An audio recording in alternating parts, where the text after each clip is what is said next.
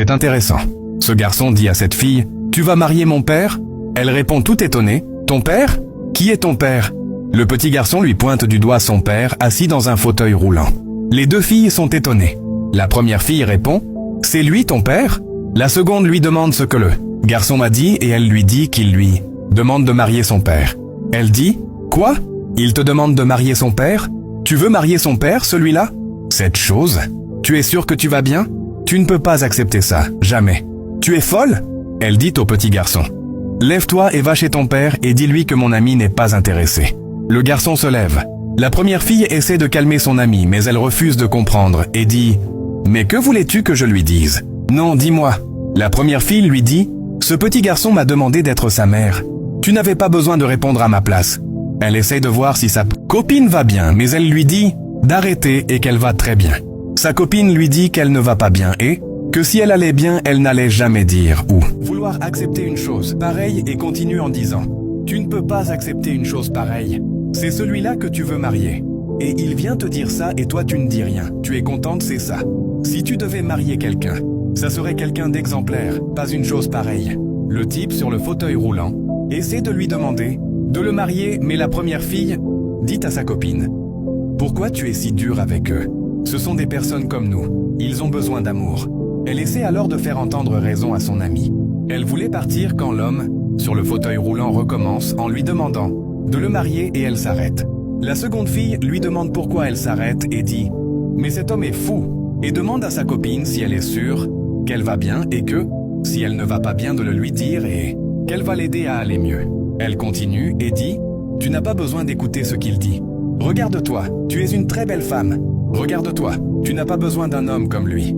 Tu devrais marier un homme responsable et riche, pas un homme comme lui. » Elle lui demande de partir, mais le petit garçon dit « Maman, ne t'en vas pas. » Elle s'arrête et la fille dit à sa copine que le garçon vient de l'appeler maman, mais elle répond « Je ne sais pas ce qui ne va pas avec toi. Tu ne peux pas laisser ces gens et on va partir ?» Elle commence à insulter le garçon et dit « Qui est ta mère? Tu vois ta mère ici ?» Elle voulait frapper l'enfant, mais sa copine l'arrête et lui dit de laisser le petit garçon tranquille, mais elle n'écoute rien. Elle dit que le petit... Est-ce que, de nos jours, ce genre de situation existe encore dans certains pays? Regardez cette histoire jusqu'à la fin, car ce que vous allez voir peut choquer. Le père de cette jeune femme avait déjà décidé de son avenir sans lui demander son avis. Pour lui, tout était clair, sa fille devait être donnée à un homme qu'il avait choisi lui-même. Un choix imposé, un destin tracé sans consentement. Mais la fille refuse. Elle refuse d'accepter une union qu'elle n'a pas choisie. Elle refuse de lier sa vie à un homme qu'elle n'aime pas. La mère, témoin de la souffrance de son enfant, prend aussi position. Elle refuse ce choix injuste. Elle supplie le père d'écouter leur fille. Mais rien n'y fait. Aveuglé par l'orgueil et la pression sociale, le père décide de forcer les choses. Il oblige la fille à monter dans le véhicule. La mère s'interpose, pleure, crie, tente tout pour empêcher le départ. Mais le père réussit à partir avec la fille. Ils arrivent chez l'homme choisi. Un homme que la fille connaît déjà. Elle est déjà sortie avec lui par le passé. Elle sait qu'il se présente comme quelqu'un sans situation, sans avenir, sans ressources. C'est pour cette raison qu'elle refuse catégoriquement. Elle ne veut pas l'épouser. Elle veut décider seule de sa vie. Mais ce que personne ne sait encore, c'est que cet homme n'est pas celui qu'il prétend être. En réalité, il est immensément riche, un homme puissant, un milliardaire. Il a choisi de vivre simplement, de se faire passer pour quelqu'un de modeste, dans l'unique but de trouver une femme qu'il aimerait pour ce qu'il est, et non pour ce qu'il possède. Ironie du destin, le père force sa fille à épouser un homme qu'elle refuse, sans savoir qu'il correspond exactement à ce qu'il recherchait depuis le début. Malgré tout, la fille et sa mère restent fermes. Elles refusent. Elles disent non. Non à l'imposition. Non à la peur. Non à une vie subie. Et toi, à leur place, qu'aurais-tu fait? Est-ce normal de forcer un enfant à accepter un choix qu'il n'a pas fait? Est-ce une bonne chose de refuser quand un parent impose une décision aussi importante? Ou faut-il obéir, même au prix de son bonheur? Beaucoup de personnes se trompent aujourd'hui à cause de ce genre de situation. C'est pour cela que cette histoire mérite d'être partagée. Partage massivement. Donne ton avis en commentaire. Et abonne-toi pour ne pas rater la suite. Cet homme vient voir sa mère. Il dit « Maman, ton fils est de retour. » Il dit à sa femme et à son ami « Voilà ma mère, c'est la meilleure des mères. » Son ami étant un prophète, il voit la mère sous sa vraie forme, c'était une sorcière. La dame court vers eux en disant « Bonne arrivée mes enfants ». Elle embrasse la fille et touche la grossesse et dit « Mon garçon va bien ?» Ensuite elle embrasse son fils. Le fils lui demande « Mais maman, comment as-tu su que ma femme attend un garçon ?» Et elle dit « Mon fils, je suis une vieille dame, je sais tout. » Le fils dit à son ami « Voilà ma mère dont je t'ai parlé. C'est la meilleure des mamans. » L'ami répond calmement « Merci, bonsoir maman. » La mère répond « Bonsoir mon fils » et elle dit « Allons-y à l'intérieur ». L'ami prophète l'arrête et dit « Qui est vraiment cette femme pour toi ?» Et il répond « Mais c'est ma mère, la meilleure des femmes au monde. » Mais il répond « Je ne vois pas ta mère, je vois une autre chose. » La dame énervée dit « Garçon, qui es-tu? Tu es venu chez moi pour m'insulter ?» Elle demande à son fils « Mais c'est qui celui-là ?» Et il répond « Maman, c'est mon ami. » C'est mon meilleur ami. Et dit à son ami « Arrête ce que tu dis, arrête tes bêtises. » Il voulait partir avec sa femme et sa mère. Mais son ami l'arrête à nouveau et dit « Cette femme n'est pas celle que tu crois. Elle prévoit qu'aucun enfant ne va naître dans cette maison. Mais aujourd'hui, elle sera vaincue. » Son ami l'arrête et lui dit « Fais attention à ce que tu dis à ma mère. Je ne t'ai pas amené ici pour insulter ma mère.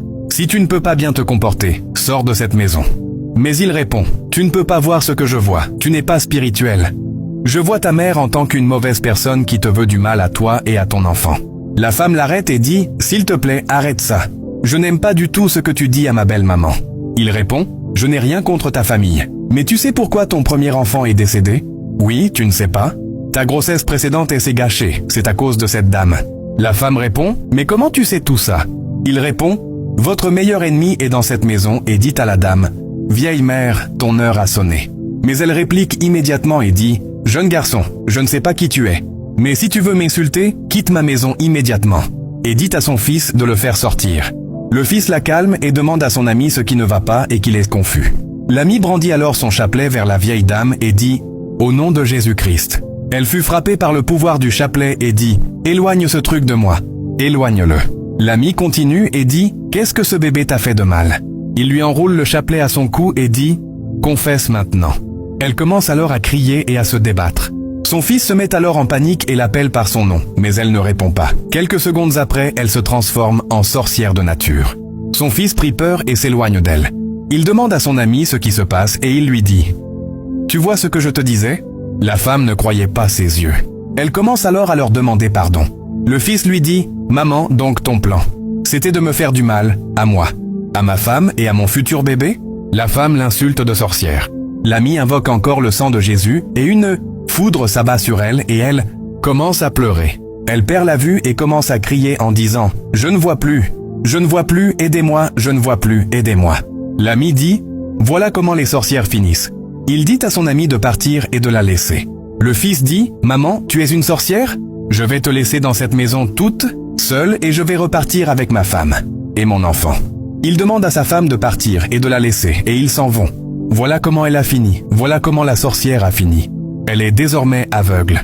Donnez votre vie à Jésus. Merci d'avoir suivi cette vidéo. Abonnez-vous pour ne rien rater. Cette dame sauve sa fille. Elle lui dit « N'entre pas dans cette maison, sinon tu ne vas pas t'en retourner en vie. » La fille prit peur et dit « Maman, mais tu es morte, qu'est-ce que tu fais ici ?» Mais elle lui dit « Je te dis de ne pas entrer dans cette maison. » Mais elle dit « Tu connais l'homme dont tu parles? C'est mon fiancé. » La mère répond « Je suis ta mère et je te dis la vérité. » Mais elle répond « Je sais que tu ne veux que mon bien. Je sais que tu ne fais que me protéger. Mais l'homme dont tu parles, c'est mon fiancé. C'est l'homme qui veut épouser ta fille. Ta propre fille, maman. Tu devrais être contente pour moi, pas le contraire. » Mais la mère répond « Cet homme est un ritualiste. » Elle répond « Jamais de la vie mon propre fiancé, un ritualiste. Maman, s'il te plaît, ne mens pas à son sujet. L'homme dont tu parles, c'est mon fiancé.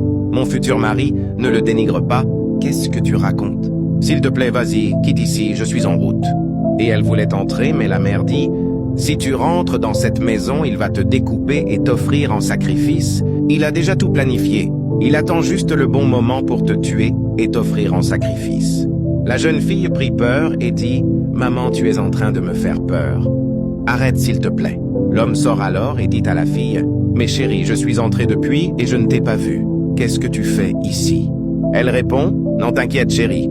J'ai envoyé un message à quelqu'un et j'attends son retour avant de rentrer. Mais il dit « Tu peux quand même l'attendre à l'intérieur ?» Ce n'est pas un problème. Ici c'est chez toi, s'il te plaît, entre. Tu vas l'attendre à l'intérieur, d'accord? Mais elle dit « Je comprends, mais ne t'inquiète pas. Je vais rapidement répondre à ce message et je reviens. » L'homme dit « Tu es sûr ?» Et elle dit « Oui, très bien. » Et il répond « Je t'attends à l'intérieur, fais vite s'il te plaît. » Et il s'en va, il ne voit pas la mère de la fille. La fille demande à sa mère « Maman, tu es sûre de ce que tu dis ?» Mais la mère répond « Ma fille, c'est parce que tu ne vois pas le spirituel. Je vais te montrer quelque chose. » Ensuite, une jeune fille apparaît toute peureuse, elle sursaute et dit « Mais c'est Jessica, maman, c'est Jessica mon amie, ma meilleure amie. » Et elle demande à la fille « Jessica, qu'est-ce qui t'est arrivé ?» « Tu as disparu, je ne t'ai plus vue. » Mais elle répond « Je suis désolée de ne pas t'avoir vite averti de ce qui m'est arrivé, mais je ne veux pas que la même chose qui m'est arrivée t'arrive. » Elle répond « Mais de quoi tu parles ?»« Je ne sais pas de quoi tu parles. » Et elle lui dit « Tu te rappelles quand je t'avais dit un soir que j'allais rencontrer quelqu'un et j'ai refusé de te montrer sa photo. Tu as insisté mais j'ai refusé. Ensuite je suis parti. Je ne savais pas qu'il voulait me prendre en sacrifice. » La fille toute peureuse appelle sa mère et dit « Maman s'il te plaît, sauve-moi. J'ai peur, je ne veux pas mourir. » La mère tend alors sa main et un torchon blanc apparaît et elle dit à sa fille « Prends ce torchon.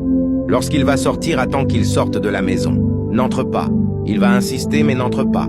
Et prends ce torchon pour lui essuyer le visage. » Son ami lui dit « Ma meilleure amie, tu me manques beaucoup. Je suis désolé. » Et elle disparaît. La fille prit peur, mais sa mère lui dit « Écoute tout ce que je t'ai dit et fais attention. » Et elle disparaît également. Le mari vient alors en criant « Mais qu'est-ce que tu fais encore ici? Tu es en train de me faire perdre du temps. Pourquoi tu fais ça? Je t'attends depuis, mais tu ne viens pas. C'est pour la première fois que tu viens chez moi? Allez, viens, on rentre. » Mais la fille dit « Je suis désolée, je ne peux pas entrer. » Et il dit « Mais c'est quoi ton problème ?» Il prend sa main et dit « Chérie, pourquoi tu as peur? Ce n'est pas la première fois que tu viens chez moi. Mais c'est moi ton fiancé.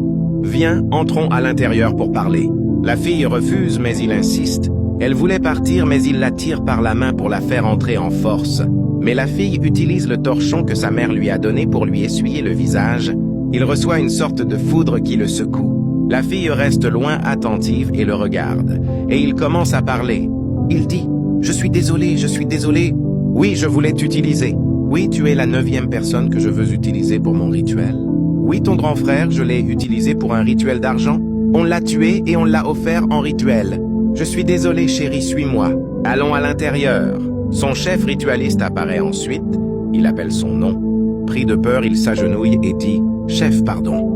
Personne n'a encore échoué à sa mission et dévoilé nos secrets, mais comme tu viens d'échouer et de dévoiler nos secrets, tu vas le payer de ta vie. » Il le supplie en disant « Chef, pardonne-moi, ce n'est pas de ma faute. Je lui ai pourtant dit de m'accompagner à l'intérieur, mais elle n'a pas voulu. » Mais il dit « Tu vas le payer de ta vie, tu vas mourir. » Ensuite il disparaît. L'homme dit à la femme « Qu'est-ce que tu m'as mis dans les yeux ?» Une foudre s'abat sur lui et il tombe par terre en criant le nom de la fille. La fille prit peur et s'en va en courant. Merci d'avoir suivi la vidéo. Aimez, commentez, partagez et surtout abonnez-vous. Regardez cette vidéo. Cette femme a envoûté son mari et le force à manger sur le guéridon. Elle dit « Mange vite ça, mari stupide. Je te demande de manger ça rapidement, sinon je vais te gifler, espèce d'idiot. Quand je t'ai marié, tu n'as jamais connu ma valeur et m'insultes. Maintenant c'est ton tour. Je vais te faire voir de toutes les couleurs dans cette maison. Ce n'est que le commencement. Finis vite ça et va faire la vaisselle. C'est moi la chef ici. Maintenant ton temps est passé. Tu vas voir de quoi je suis capable dans cette maison, homme stupide et idiot. Je t'ai marié. Mais tu veux divorcer? Tu n'auras pas cette chance. Tu vas rester ici et me servir. Je suis désormais ton maître et toi mon chien. L'homme lui demande de l'eau, mais elle dit « Tu es fou? Qui va te donner de l'eau? Je te demande de manger, tu ne manges pas, et tu demandes de l'eau? Tu es stupide, tu es fou. Depuis que je t'ai marié, tu m'as déjà préparé à manger? Idiot. Finis vite de manger et va me faire la lessive. Ensuite, tu vas au marché, stupide homme. Tu es un mouton et tu resteras ainsi. Tu veux divorcer? Non? On verra si tu peux divorcer, un espèce d'idiot que j'ai comme mari. La sœur du mari ouvre la porte et tombe sur la scène et demande « Qu'est-ce qui se passe ici ?» Elle répond « Tu es aveugle? Tu ne vois pas ?» La sœur crie « Grand frère, arrête ce que tu fais. » Elle demande à la femme « Qu'est-ce que tu as fait à ton mari et il mange sur la table ?» La femme répond « Qui t'a invité ici? C'est mon mari et c'est entre lui et moi. Personne ne t'a invité. Ici, tu sais ce que j'endure depuis des années dans cette maison. C'est son tour. Il mérite ce qui lui arrive. Ne te mêle pas. » L'homme continue de manger et dit à sa sœur « S'il te plaît, va-t'en, quitte cette maison. Je ne veux pas de problème avec ma femme. S'il te plaît, sors d'ici. » La sœur répond « Incroyable. Mais tu es conscient de ce que tu fais, vraiment. Tu es conscient là ?» Et dit à la femme « Tu es derrière tout ceci. Rien de tout ça n'est naturel. Je vois que tu as envoûté mon frère. Je ne sais pas exactement ce que tu as fait à mon frère. » Elle lui répond « Ton frère t'a dit qu'il a besoin de toi. Il t'a appelé et demande à l'homme « Tu n'es pas heureux comme ça? Tu manques de quelque chose? Tu n'aimes pas cette vie-là ?» L'homme accepte. La sœur dit en criant « Assez, au nom de Jésus-Christ, que tu sois délivré de ton envoûtement. Au nom de Jésus-Christ. » L'homme fut immédiatement délivré, mais la femme ne sait pas. Elle dit en riant tu es en train de perdre ton temps. La sœur dit à son frère de se lever et il se lève. La femme dit, qui t'a demandé de te lever? Remets-toi à terre et continue de manger. Maintenant, l'homme demande à sa sœur, qu'est-ce qui se passe ici? Qu'est-ce qui m'est arrivé? La sœur demande à la femme de répondre, mais elle commence par paniquer. Elle sait que son mari a été délivré. Elle demande à la fille, qu'est-ce que tu viens de faire? Qu'est-ce que tu viens de me faire? Tu sais pendant combien de temps il est comme ça? Tu sais combien j'ai dû investir pour qu'il m'obéisse finalement? Tu ne sais pas comment j'ai souffert dans cette maison? Tu ne sais pas ce que j'ai enduré et tu débarques ici pour le délivrer? Tu sais dans quel pétrin tu viens de me mettre? Qui t'a demandé ça? La sœur lui répond, tu n'es pas normal. Qu'est-ce que tu as fait à ton mari? Parle. Mais elle refuse. Elle dit, je déclare au nom de Jésus-Christ. Parle. Dis tout ce que tu fais au nom de Jésus. Elle reçoit alors une sorte de foudre en elle et elle dit, pardon, je vais parler. Elle commence par dire tout ce qu'elle a fait. Elle dit, je t'ai marié pendant plusieurs années et juste à cause d'une petite erreur, tu me demandes le divorce juste comme ça. Tu m'amènes le papier de divorce? Je suis donc rentré au village voir mes parents. Je leur ai expliqué ce que tu fais et ils m'ont dit qu'ils vont m'aider à revenir dans la maison. Et